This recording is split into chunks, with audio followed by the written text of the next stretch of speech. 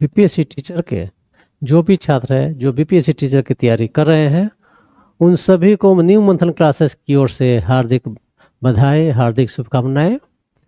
New मंथन classes online class start करने जा रही है, वो उसका फी है मात्र 500 रुपया और मंथन ऐप से आप जुड़े और इस ऑनलाइन क्लास का आप लाभ उठाएं। आज हम लेकर के आए हैं 1857 के विद्रोह का दूसरा भाग। पहले भाग में पार्ट 1 में जहाँ तक हम पढ़ाए थे 1857 विद्रोह का प्रसार का, उससे उसका अगला जो चरण है वह लेकर के आए हैं हम पार्ट 2 में। इसमें हम लोग देखेंगे कि बिहार में किस तरह से 1857 के विद्रोह की शुरुआत होती है और उसका अगला वाला भाग क्रम से हम लोग देखते चलेंगे। हम बिहार में 1857 का विद्रोह की शुरुआत 12 जून 1857 ईस्वी में हुआ था और इस विद्रोह की शुरुआत देवघर जिले के रोहिणी गांव से हुआ। रोहिणी आज के देवघर जिले में पड़ता है और वर्तमान में और झारखंड में हुआ। एक समय में वह बिहार में था वो। और रोहिणी में 32वीं रेजिमेंट के सैनिकों ने मेजर नॉर्मन लेस्ली तथा सहायक सार्जेंट डॉक्टर ग्रांट की हत्या कर देती है। इसका प्रभाव यह पड़ा कि विद्रोह के बाद रोहिणी से सैन्य मुख्यालय भागलपुर स्थानांतरण करना पड़ा। 1857 के विद्रोह के समय पर जो पटना का प्रशासनिक ढांचा था, अर्थात रोहिणी के बाद अब पटना में विद्रोह की शुरुआत होती है और उस समय पटना का जो प्रशासनिक ढांचा था वह कमिश्नर विलियम था और दानापुर सैनिक मुख्यालय का जो प्रमुख था मेजर जनरल लॉयड था। आपका पटना में विद्रोह पटना सिटी के पीर अली के नेतृत्व में शुरू होती है। पीर अली एक पुस्तक विक्रेता थे, अर्थात उनका व्यवसाय क्या था, पुस्तक विक्रेता का काम करते, पुस्तक बेचते थे। 3 जुलाई 1857 को पटना में विद्रोह होती है।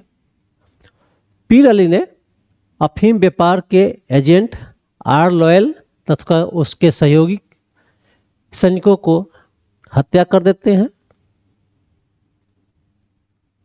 इस तरह से पटना में विद्रोह की शुरुआत हो जाती है। पटना के कमिश्नर विलियम टेलर था, उसने इस विद्रोह का दमन कर दिया और पीर अली को फांसी दे दी जाती है। अर्थात पटना में 3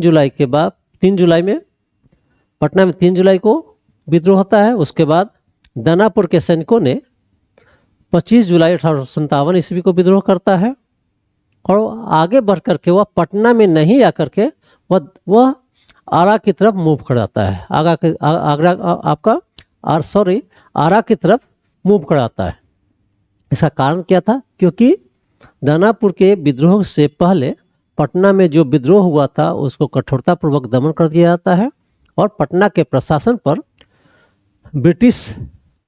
ब्रिटिशों का पकड़ मजबूत रहती है। इसीलिए दानापुर के सैनिकों ने पटना में न आकर के आरा की तरफ बढ़ जाते हैं। फिर इसी तरह से 20 जुलाई को मुजफ्फरपुर के सैनिकों ने विद्रोह कर दिया। फिर देखते हैं 30 जुलाई 1857 ईस्वी को ब्रिटिश सरकार ने तिरहुत, सारण, चंपारण, पटना जिले में सैनिक शासन लागू कर दिया। आगे चल करके राजगीर परगना में भी विद्रोह होता है और वहां पर विद्रोह का नेतृत्व हैदर अली और फतेह सिंह ने किया। छपरा में हुसैन अली खान ने विद्रोह किया और बिहार में जो विद्रोह हुआ उसका जो प्रमुख नेता था, जो आपको याद करके रखना है, जो बहुत बार पूछा गया है, वह प्रमुख नेता विद्रोही नेता थे कुंवर सिंह थे। उनकी आयु 80 वर्ष था। जगदीशपुर के जमींदार थे। उन्होंने इसलिए विद्रोह किया क्योंकि उनकी जमींदारी को जब्त कर लिया गया था। कुंवर सिंह के द्वारा 12 जून 1857 ईस्वी को विद्रोह की शुरुआत की जाती है। कुंवर सिंह ने जगदीशपुर के किला में गोला बारूद तथा बंदूक की कारखाना स्थापित की। कुंवर सिंह गुरिल्ला युद्ध में माहिर थे, कुशल थे। उन्होंने दानापुर के सैनिकों को नेतृत्व प्रदान किया। 23 अप्रैल 1858 ईस्वी को कैप्टन ली ग्रांट को पराजित कर देते हैं। और कुंवर सिंह ने जिस तरह से सैनिकों का नेतृत्व दिया, उसके क्रम को देखें तो रोहतास, रेवा, बनारस, जौनपुर, आजमगढ़, बलिया, जगदीशपुर, इस तरह से वह धीरे धीरे आगे बढ़ते हैं। फिर जगदीशपुर आते हैं। कुंवर सिंह का 26 अप्रैल 1858 ईस्वी को मृत्यु हो जाती है। कुंवर सिंह के बाद कुंवर सिंह के भाई अमर सिंह ने विद्रोह का नेतृत्व किया। अमर सिंह ने अपने भाई हरकिशन सिंह के नेतृत्व में जगदीशपुर में एक समानांतर सरकार की स्थापना करते हैं और अमर सिंह को गिरफ्तार करके गोरखपुर जेल भेज दिया जाता है। और अंत में विलियम टेलर और विंसेंट आयर ने कुंवर सिंह के विद्रोह का दमन कर देता है। इस तरह से बिहार में कुंवर सिंह के द्वारा जो विद्रोह किया गया था, सैनिकों को नेतृत्व प्रदान किया गया था, विद्रोह को गति प्रदान की गई थी, वह समाप्त हो जाता है। 1857 के विद्रोह के समय ही बहावी नेताओं की गिरफ्तारी की जाती है। इस बहावी आंदोलन की शुरुआत अब्दुल बहाव ने किया था और इसकी शुरुआत हुई थी अरब देश में। अब अरब में इसका उद्देश्य था मुसलमानों के सामाजिक और धार्मिक बदलाव करना, सामाजिक धार्मिक जीवन में बदलाव करना। लेकिन आगे चल करके भारत में इसका उद्देश्य ब्रिटिश शासन को समाप्त करना हो आता है। भारत में इस आंदोलन का नेतृत्व सैयद अहमद ने किया था और भारत में इस आंदोलन का जो प्रमुख केंद्र था वह पटना था। वह पूछ सकता है आपसे। पटना का जो सादितपुर परिवार को सैयद अहमद ने, पटना के जो सादितपुर परिवार था, सैयद अहमद को अपना आध्यात्मिक गुरु माना और बहावी आंदोलन का नेतृत्व किया। सैयद अहमद ने बहावी आंदोलन के नेतृत्व के लिए 4 खलीफा को नियुक्त किया था। मौलवी विलायत अली, इनायत अली, शाह मोहम्मद हुसैन, फरहान अली को नियुक्त किया था वह। और 1857 के विद्रोह के समय 3 प्रमुख बहावी नेता थे। वह था मोहम्मद हुसैन, अहमदुल्ला, बैजुल हक। और इन सभी जो बहावी आंदोलन के नेता थे, ये तीनों नेताओं को गिरफ्तार कर लिया जाता है और इस तरह से बहावी आंदोलन समाप्त होता। तो यहाँ से क्वेश्चन जो बनेगा आपको, यदि सिंपल में पूछता है तो बहावी आंदोलन का खलीफा कौन थे, फिर 1857 के विद्रोह के समय में बहावी आंदोलन के कौन कौन से प्रमुख जो तीनों नेता हैं उसको याद करके रखना है। और बहुत सिंपल में पूछेगा तो बहावी आंदोलन का भारत में केंद्र कहाँ था, तो पटना था। यह पूछा हुआ क्वेश्चन आपको है। इस तरह से जो बीपीएससी टीचर की तैयारी कर रहे हैं, जो भी स्टूडेंट, ये 1857 के जो समय है उसको जरूर याद रखेंगे। फिर भारत में बहावी आंदोलन का केंद्र कौन था, पटना था, वो याद करके रखेंगे। फिर भारत में कौन नेतृत्व किया, यह 3 बिंदु याद करके आप रखेंगे तो इससे किसी भी प्रकार से क्वेश्चन यदि पूछता है तो आप बना सकते हैं। अब इसी बीच विद्रोहियों ने सामाजिक समर्थन प्राप्त करने के लिए 25 अगस्त 1857 ईस्वी को आजमगढ़ घोषणा पत्र जारी करते हैं। और इस आजमगढ़ घोषणा पत्र में सभी वर्गों के लिए कुछ आश्वासन दिया गया था। जैसे जमींदारों को यह आश्वासन दिया गया, यह जमींदारों को आश्वस्त किया गया कि आपकी जमीन नहीं छीनी जाएगी और विद्रोह के बाद आप अपने क्षेत्र में पहले जैसे शासन करते रहेंगे। उसी तरह से व्यापारी को कहा गया कि आप सभी प्रकार के वस्तुओं के व्यापार करने के लिए स्वतंत्र होंगे। सरकारी नौकरी वाले को कहा गया कि आपको ऊंचा पद दिया जाएगा। पंडित तथा मौलवी को कहा गया कि आपके धर्म की रक्षा की जाएगी। बुनकर तथा शिल्पकार को कहा गया कि आपको सरकारी सहायता दी जाएगी। इस तरह से विद्रोहियों ने सामाजिक समर्थन प्राप्त करने के लिए विभिन्न वर्गों के संबंध में घोषणाएं किया, जिसको आजमगढ़ घोषणा पत्र कहा जाता है। विद्वानों में 1857 ईस्वी के विद्रोह पर इतिहासकारों में मतभिन्नता पाई जाती है। अलग अलग तरह से इसके नेचर को, इसके स्वरूप को देखने का प्रयास किया गया है, जिसमें जो भी आपका उपनिवेशवादी इतिहासकार है उसका अपना मत है, जो राष्ट्रवादी इतिहासकार है उसका अपना मत है, जो वामपंथी है उसका अपना मत है, जिसमें सर जॉन लॉरेंस एवं सिले कहता है कि यह सिपाही विद्रोह था। डिज़रेली इसे राष्ट्रीय विद्रोह कहता है, यह पूछा भी गया है। टी.आर. होम्स का कहना है यह सभ्यता तथा बर्बरता के बीच संघर्ष था। एला रीज कहता है यह ईसाई धर्म के विरुद्ध विद्रोह था। बी.डी. सावरकर ने इसे एक सुनियोजित राष्ट्रीय स्वतंत्रता संग्राम कहा है। यह याद करके रखिएगा, डिज़रेली का और कम से कम बी.डी. सावरकर का।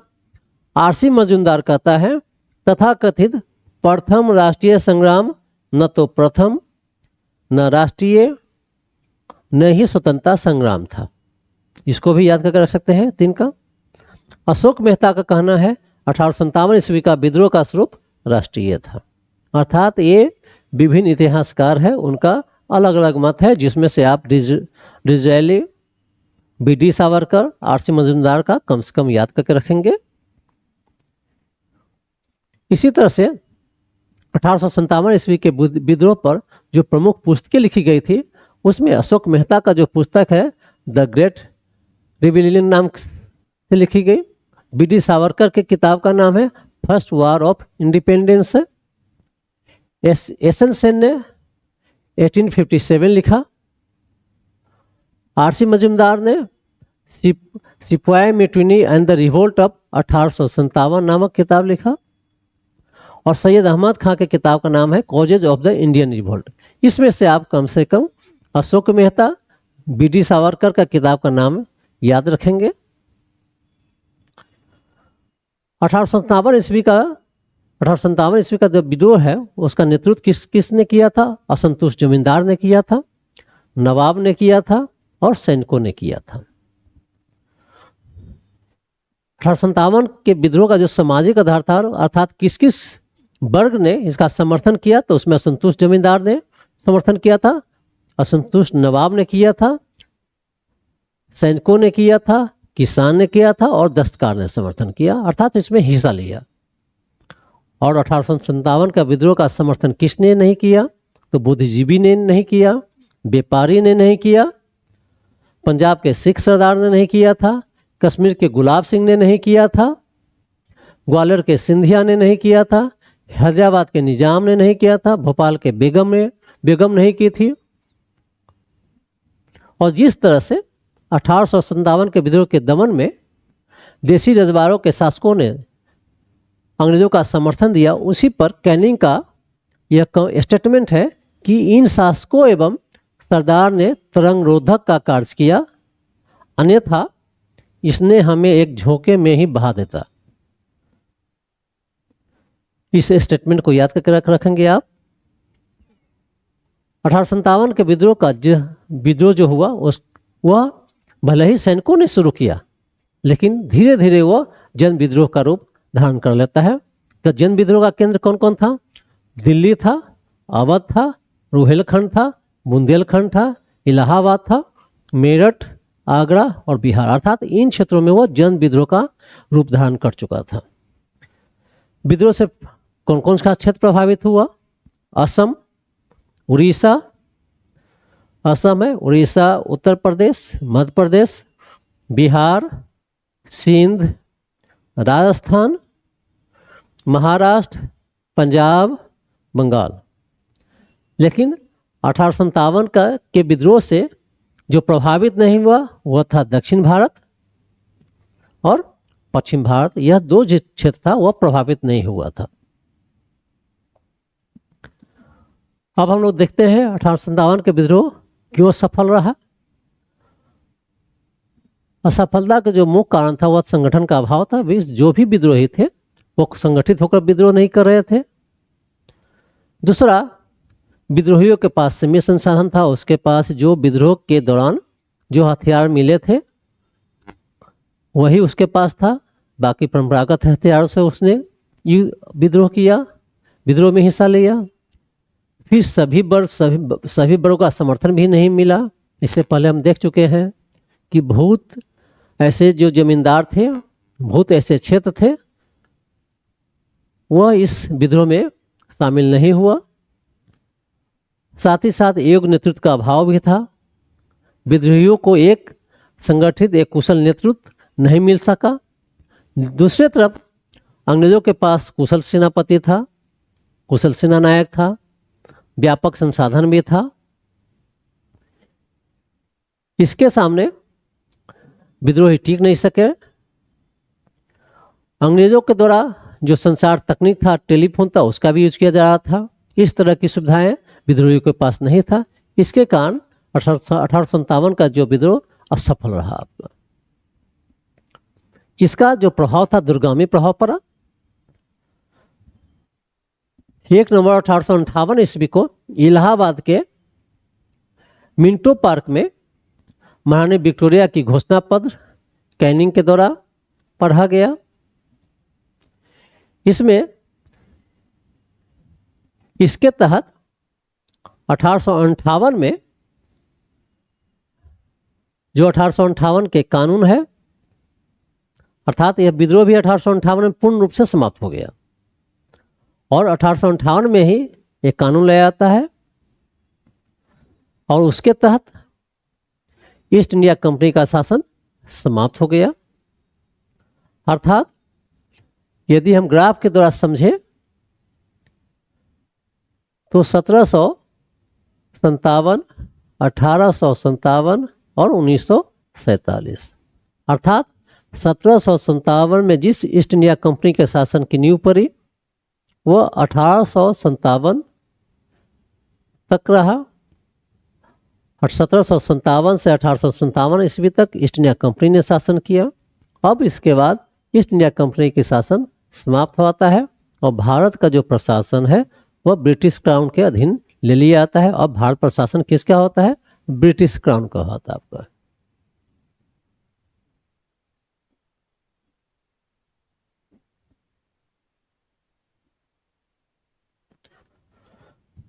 दूसरा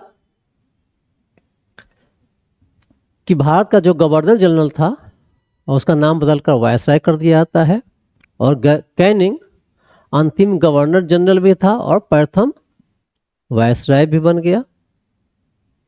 फिर ब्रिटेन में भारतीय प्रशासन के देखभाल के लिए एक भारत मंत्री का पद बनाया गया जिसको भारत सचिव भी कहा जाता था। भारत मंत्री की सहायता के लिए 15 सदस्यीय एक काउंसिल बनाया गया जिसे भारत परिषद का नाम दिया गया और प्रथम भारत जो सचिव था लॉर्ड स्टैनली था। जो दूसरा प्रभाव पड़ा, गवर्नर जनरल को इंग्लैंड के जो राजा हो या रानी है उसका निजी प्रतिनिधि घोषित किया गया। अब वह ब्रिटेन गवर्नर जनरल या भारत का जो वायसराय होता वह इंग्लैंड के राजा या रानी का निजी प्रतिनिधि होता। निजी प्रतिनिधि के तौर पर यहाँ पर भारत प्रशासन करता हुआ देशी रियासतों के प्रति नीति बदल दी गई। अब देशी रियासतों को कहा गया कि आपके राज्य को ब्रिटिश साम्राज्य में विलय नहीं किया जाएगा। फिर इसी बीच पील आयोग का एक सिफारिश आया था, उसमें कहा गया है कि यूरोपीय और भारतीय सैनिकों का जो अनुपात है उसमें परिवर्तन किया जाए। तो विद्रोह से पहले 1857 से पहले भारतीय और यूरोपीय सैनिकों का जो अनुपात था 5 और 1 का था। विद्रोह के बाद पील आयोग की सिफारिश पर और भारतीय तथा यूरोपीय सैनिकों का अनुपात कर दिया गया 2 और 1 का कर दिया गया। फिर ब्रिटिश सरकार ने यह कहा कि भारत के जो सामाजिक क्षेत्र में उसमें ब्रिटिश सरकार किसी भी प्रकार का हस्तक्षेप नहीं करेगा। और इस 1857 के विद्रोह में जिस तरह से हिंदू और मुस्लिम मिलकर के साथ विद्रोह किया था, जिस मजबूती से ब्रिटिश सरकार को चुनौती दिया था, उसमें यह माना गया कि यह जो विद्रोह हुआ है वह मुसलमानों के कारण हुआ है और इस विद्रोह का मुख्य कारण मुसलमानों को माना गया। ब्रिटिश सैनिकों में 1857 के विद्रोह से पहले सबसे अधिक अवध के लोगों को बहाल की जाती थी, नियुक्त की जाती थी। उसमें भी ब्राह्मणों को, अवध को बंगाल आर्मी का पौधशाला कहा जाता है, अर्थात बंगाल आर्मी में सबसे अधिक संख्या अवध के लोगों का था। अब अवध, बिहार, मध्य भारत के जो सिपाहियों का जो अधिक संख्या होती थी ब्रिटिश सैनिक में, उसके स्थान पर गोरखा, सिख तथा पठानों को भर्ती किया जाने लगा। उसको लड़ाकू जाति घोषित किया गया। अर्थात अब ब्रिटिश सैनिकों में अवध, बिहार और मध्य भारत के सैनिकों के स्थान पर गोरखा, सिखों और पठानों को बड़े पैमाने पर भर्ती की गई और उसको लड़ाकू जाति घोषित किया गया। अर्थात सैनिकों में भी बंटवारा करने का प्रयास किया, क्षेत्र के आधार पर बंटवारा करने का प्रयास किया गया। यदि हम इस विद्रोह फैलने का क्रम देखें तो सबसे पहले मेरठ में 10 मई को इस विद्रोह की शुरुआत होती है। फिर दिल्ली में विद्रोही सैनिक जाते हैं, फिर लखनऊ में विद्रोह हुआ, फिर कानपुर में हुआ, फिर इलाहाबाद में हुआ, बरेली में हुआ, बनारस में हुआ। अर्थात आपसे यदि क्रम पूछेगा तो इसको याद करके रखिएगा। विद्रोह का दमन सबसे पहले मेरठ में हुआ, दिल्ली में हुआ, कानपुर में हुआ, लखनऊ में हुआ, झांसी में हुआ। इस तरह से हम लोग 1857 के विद्रोह के पार्ट 2 में बिहार में किस तरह से इसका प्रसार हुआ, फिर बहावी आंदोलन के बारे में देखें, फिर एक एक पार्ट को देखें। इस तरह से 1857 के विद्रोह के संबंध में जो भी क्षेत्र है, जो भी इससे संबंधित मुद्दा है, उसको देखें। और इस तरह से 1857 का जो विद्रोह है वह चैप्टर है वह समाप्त हुआ। एक बार फिर से आपको रिकॉल करा रहे हैं कि न्यू मंथन क्लासेस बीपीएससी टीचर के लिए ऑनलाइन क्लास शुरू करने जा रही है। उसका फी है 500 रुपया है। आप मंथन ऐप से जुड़े और इसका लाभ उठाएं। फिर हम मिलेंगे आपसे एक नया चैप्टर लेकर के। तब तक के लिए